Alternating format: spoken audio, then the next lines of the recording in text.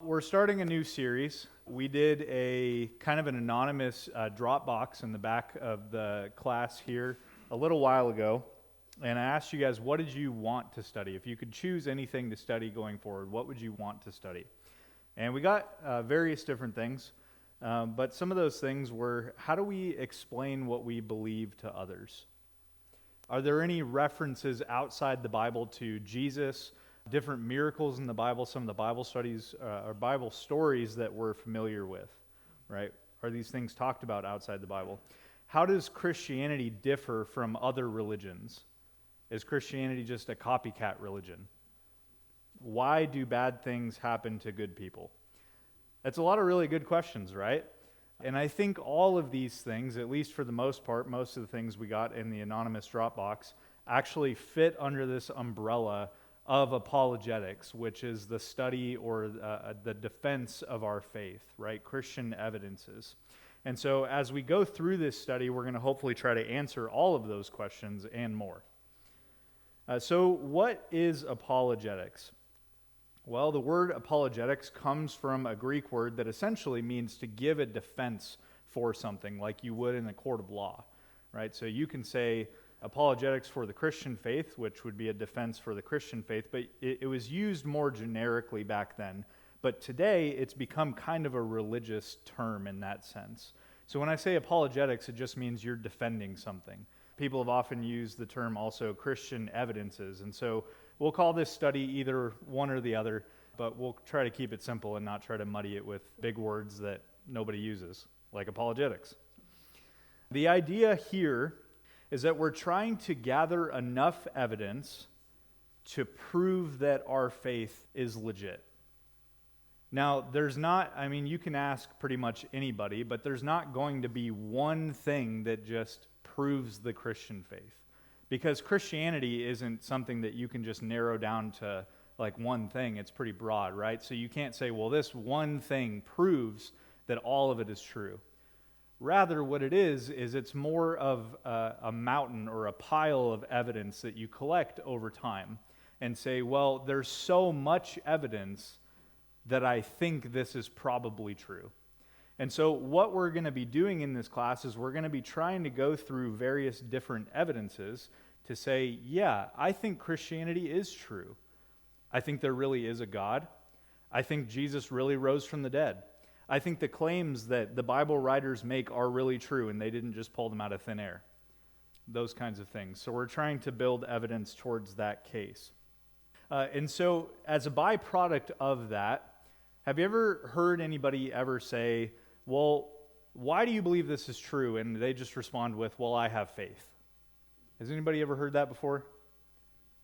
I just have faith that it's true. I just believe that it's true. I don't know why I believe it's true. I just have faith. Can I tell you the brutal, honest answer to that? That's really good for you, but that's not good enough. It is not good enough to just say, I have faith. Now, that may be true. God may have convicted you well enough that is good enough for you. But in terms of what other people expect from you and what God expects from you on a broad scale of sharing the message of the gospel, saying, I simply have faith is not a good enough answer. Yes, and the Bible commands us to do better. 1 Peter 3:15 says, in your hearts honor Christ the Lord as holy, always being prepared to make a defense, that's the word apologia, to anyone who asks you for a reason for the hope that is in you, yet do it with gentleness and respect. Paul, in another place in Philippians chapter 1, verses 6 through 7, actually has an expectation of us that we will make a defense for the gospel. He says, he who began a good work in you, that's Jesus, will bring it to completion at the day of Christ. It is right for me to feel this way about all of you, because I hold you in my heart, for you are all partakers with me of grace, both in my imprisonment and in the defense and confirmation of the gospel. So Paul is saying that he expects you to be partakers not only in grace, but also in the defense of the gospel with him. And so there's an expectation from God on us as believers to be able to say, why do we believe what we believe? and to be able to make a reasonable case for that. So what I want us to understand from this is that while your personal experiences are very helpful, we have to provide evidence to people that want to know if God is true, okay? I'm sure you have some of these experiences like I do where God has done something amazing for me, and the only thing I can say is I don't see how that's possible without God. It's just, maybe people say it like this, they see too many coincidences, and I say, well, I don't really believe in coincidences, and the longer I've been a Christian, I don't think that's the case. And there have been some things that I literally could not try to explain to you in physical means that God has done for me. And I just say, praise God. But the problem with that is when you're talking to someone that doesn't believe in God, that's not a good enough answer. So again, it's always going to come back to the evidence for these people. And for some people, no matter how much evidence you give them, it's not going to be enough. But God has called you to bring a defense for the hope that you have within you. And so our call is know enough to be able to defend the gospel and leave the rest up to God. It's so important for us to learn apologetics because the generations that are coming up nowadays are not the generations that have come before. Well, what do I mean by that? The generations that have come before my generation sort of kind of just went along with things. If you went to church, well, my family went to church, so I'm going to go to church. That's just what people do with their free time. If you've heard of the third place theory, you've got your home, you've got your work, and then you've got your community. And for a lot of people, their third place, their sense of community was church. But those times have kind of come and gone. People don't just go to church anymore. If it's not something that you're committed to or not something that your family is super ingrained in, you're just not going to be at church. And so part of the onus for us is to go out and provide a reason why. Because generations before typically didn't ask why. Church was just something that people did. Christianity is just something that people did. And you kind of figured it out as you went along. But the current generations want to know, why should I care? Why should I invest my time? Why should I invest my money? That's a big problem nowadays with generations now. People are just kind of stingy, I'll just say it. And people don't want to give money to churches. People don't want to give their time. People don't want to give their effort. But they need to know why first. Why should I care? And there's some other really good questions there. But we need to teach our children and our children's children and everybody we meet why they should care. And I think that's a longer process. We show them how much we care first. Brian and I were talking a lot about that. We show them how much we care first, and then we teach them why they should care, what God has to say. So let's kind of start by racking our brains a little bit. And I want to start with the question, do you believe, really do you believe what you believe? Or are you just here because it's what you do? I mean, do you actually believe that there is a God? Do you actually believe that God created the universe? Everything you see here is a byproduct of what God created. Do you really believe that there was a man named Jesus who walked this earth, who performed miracles, who was who he said he was, died, rose again on the third day, and provided eternal hope for us? I mean, do we really, really believe that? Because if you don't actually believe those things, you're kind of just wasting your time, if I'm being honest with you. There's really no reason for you to be here. There's really no reason for you to call yourself a Christian. There's really no reason for you to read your Bible. If you really don't believe those things, like the fundamental things about God, you're just wasting your time. And so it's really a good question for us to try to figure out fundamentally and get our brain working here. Do I actually believe what I say I believe and what the people around me say they believe? Do I really think that's true? And so part of this, as we're going through this study, I want us to understand that asking questions is really, really healthy. It's actually a good thing. People think that doubt is somehow like a sickness that gets progressively worse within faith and it causes them to leave. But I think that's only if you let doubt lead you down the wrong path. Because doubt can actually be a really good thing. Because doubt can cause you to ask some really good questions. When I kind of came to myself before I was a Christian and started asking some really fundamental things about the way I grew up, that stemmed from doubt. I mean, is the way that I grew up, is that really the best way to live my life? Does that really have long-term value? Is getting drunk or taking drugs or, doing all that kind of stuff, is that really beneficial to me? But see, all of those questions stemmed from doubt about the current way I was living, but it led me down the right path. Doubt led me to God. Questions led me to God. And so when you're asking questions, which you should be, if you're not asking questions, you're not thinking. When you're asking questions, let it lead you closer to God. Even if it's a difficult question, seek out the answer. Because if God is real, and God is who he says he is, you're going to find an answer to that question. Because God's not just going to leave you hanging. God loves you more than that to just leave you hanging. So ask questions, and hopefully through our study, it's going to get you to ask some really good questions. So this is kind of what I'm thinking for our approach for this study.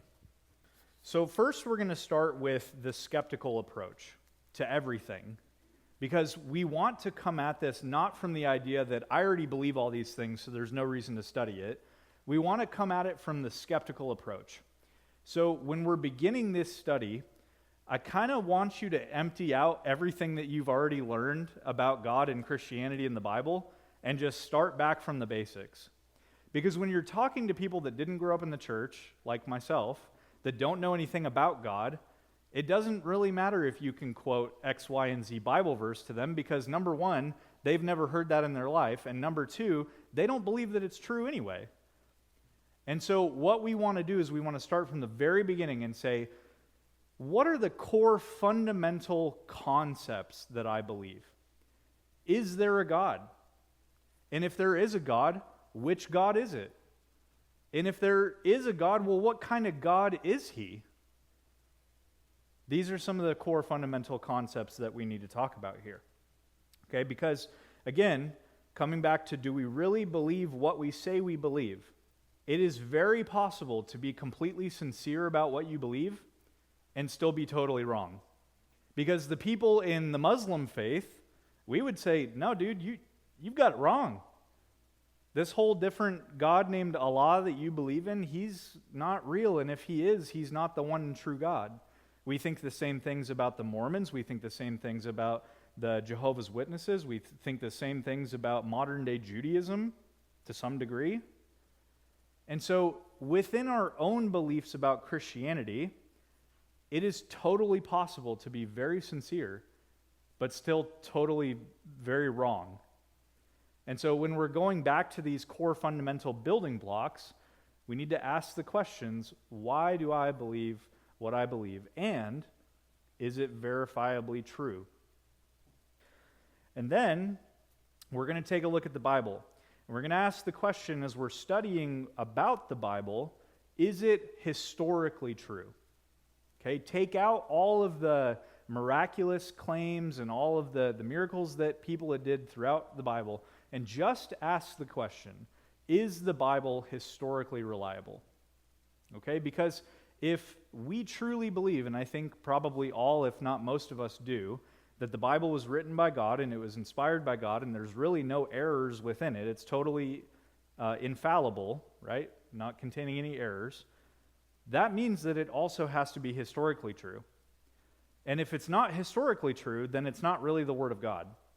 Which means that when they say this person was ruler at this time, and this person was ruler at this time, and this happened in this place, and this happened over here, if those things aren't true and it keeps happening over and over and over, that all those things were made up, it's not really the Word of God.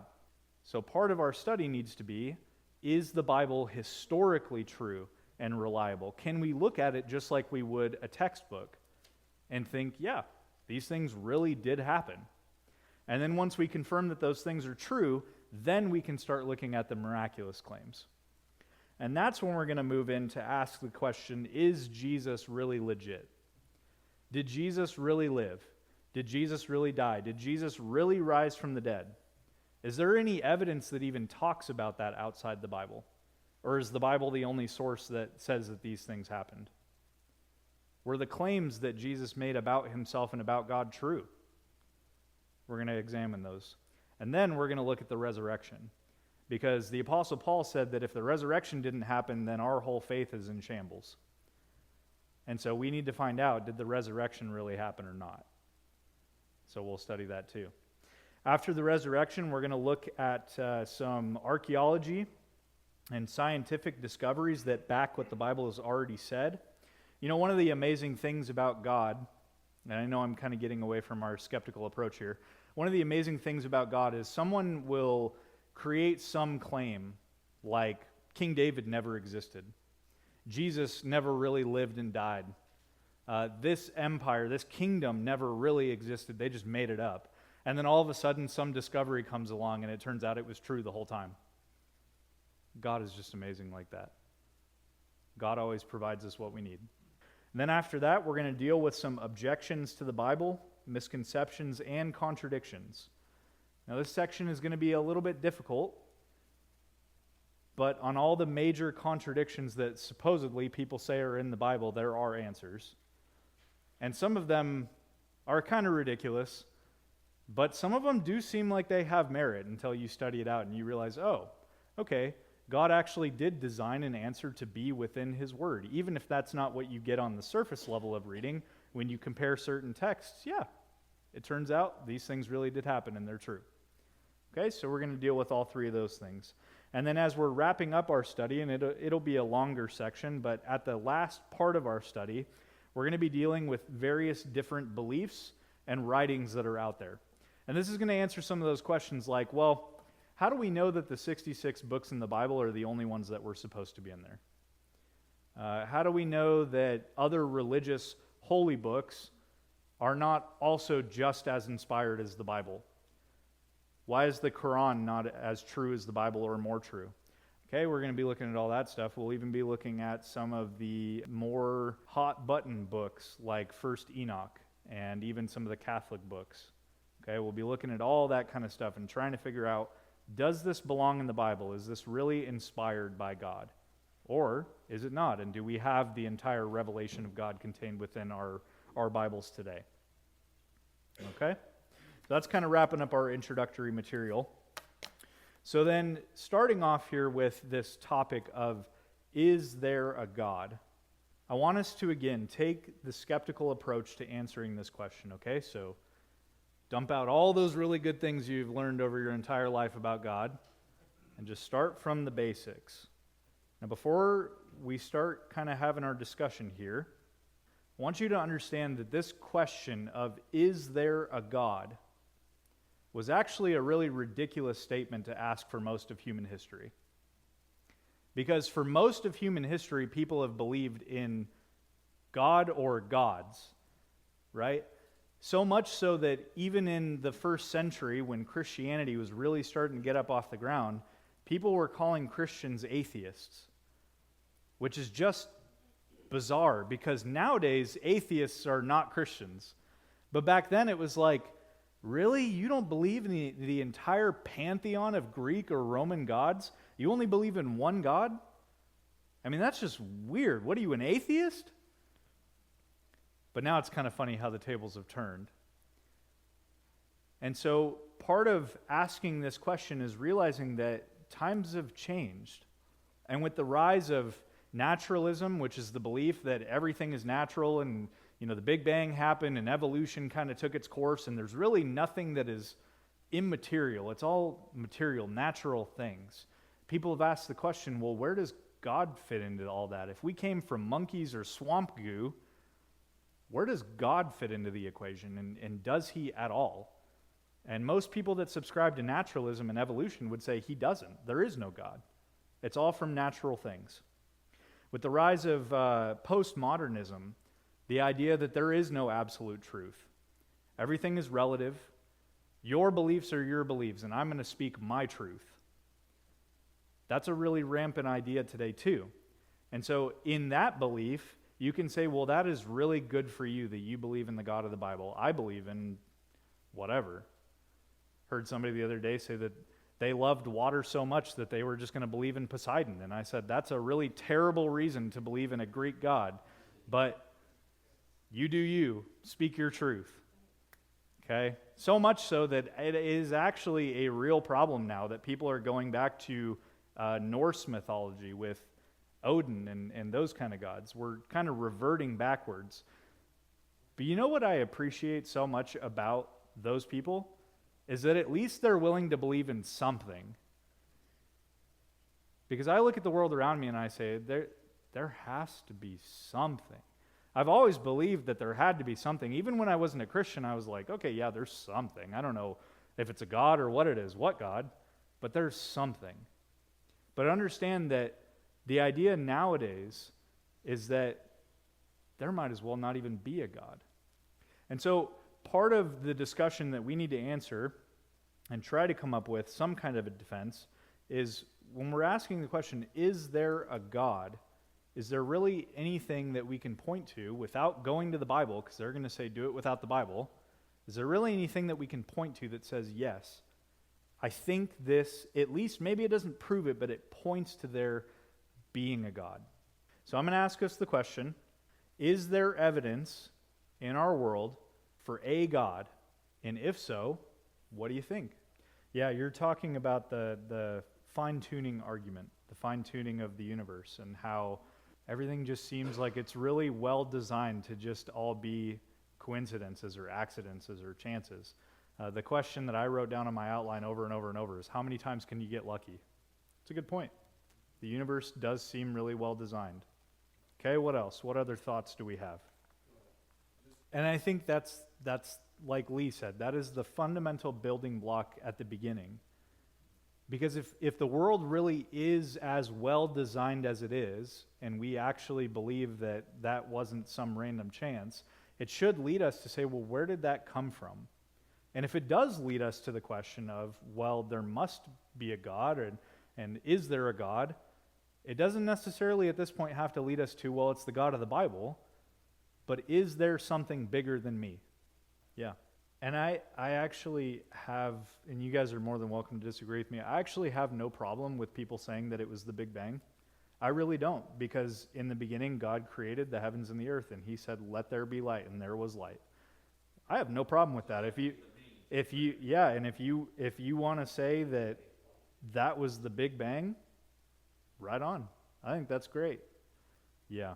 The second law of thermodynamics, essentially the idea that everything is wearing out, and at one point there was more to go around, that energy was not dispersed as it is now. And so it seems that at some point there was this idea that everything began, and it's kind of fizzling out as time is going, not being destroyed, but being dispersed in a way that the energy can't be used in the way it was before. People call that the heat death of the universe, and that eventually, way down the road, we will get there. But why was that not the case in the beginning? There seemed to be a beginning, just like the universe constantly expanding. But at one point, it wasn't where it is today. So when did that begin? A lot of people will say the Big Bang. Well, okay, so how did that start? It goes back to that fundamental question. I want to give you a couple of quotes here that I think are helpful to us with the fine-tuning argument. Stephen Hawking said that if the rate of expansion 1 second after the Big Bang had been smaller by even 1 part in 100,000 millionth of a million, it would have recollapsed before it reached its present size. On the other hand, if it had been greater by a part in a million, the universe would have expanded too rapidly for stars and planets to form. That was a lot of words, but the idea here is that if it was off by even a little bit, we wouldn't be here. So again, I'll ask the question, how many times can we get lucky? I want to read you another quote.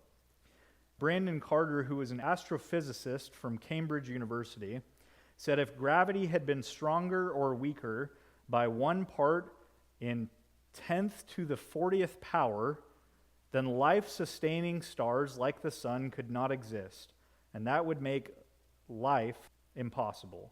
We have a couple other examples that are just kind of mind-boggling to think about. Think about this with me for a second. Our planet's distance from the sun is just right to maintain liquid water on the surface. If we were any closer, the water would boil and evaporate, and if we were any further, the water would freeze. They call this the Goldilocks zone. It's in just the exact right position to sustain life. If the Earth's tilt was slightly off, we don't exist. If the Earth's rotation was slightly off, we don't exist. If gravity is slightly off, we don't exist. If Jupiter and Saturn were not exactly the way they are, they wouldn't catch all the asteroids that would have smacked into Earth. Now I'll ask the question again. How many times can you get lucky? I'm not saying there's a God, but if there is, it sure seems like that's a really good way to explain our existence. Okay, what else? Does anybody else, aside from the beginning, the creation, that there had to be a cause, and the fine-tuning of the universe, does anybody else have a good reason that they might think that there's a God? Yeah, so you're saying there's an inherent moral right and wrong. So what stops people from not obeying that? I mean, because if you were to ask Nazi Germany, they would say there is no inherent moral right and wrong. Well, at the Nuremberg trials, they didn't try to hide it because they said that we just did what our country expected us to do. There does seem to be something inside of everyone, and I'm not saying it's standard across the board, but there does seem to be something inside everyone that says that there is a right and wrong. Now, that may vary, like tribes that haven't been contacted on the earth that still perform cannibalism and human sacrifice. They don't think that's wrong until it comes down to maybe their family member, then they might think it's wrong. But maybe they think other things are right and wrong. That within all of us, there is something that tells us, and almost this gut feeling, that there is a right and a wrong. I remember thinking as a kid, growing up with my dad did lots of things that weren't right. But I remember thinking, nobody taught me that. I was like, I don't think that's right. I'm not going to do that. And I have no idea where I got that from. Now, that's experiential. I'm not saying that's true across the board. But I do think that there is something within all of us that says that there is some semblance of right and wrong. Now, that doesn't mean that you got it from God. That doesn't mean that there's a standard across the board. But what that does mean is that there is right and wrong. Because even the most stark atheist that doesn't believe that there is a moral standard handed down from God has a limit where they will say, okay, that's too far. What the Nazis did, that's too far. There's no standard, but that's too far. Okay, well, now you've presented an issue within yourself that reveals the flaws of your own logic, that says, okay, well, there is a limit, and why do you feel that? Okay? We could talk about a few other things. We could talk about consciousness.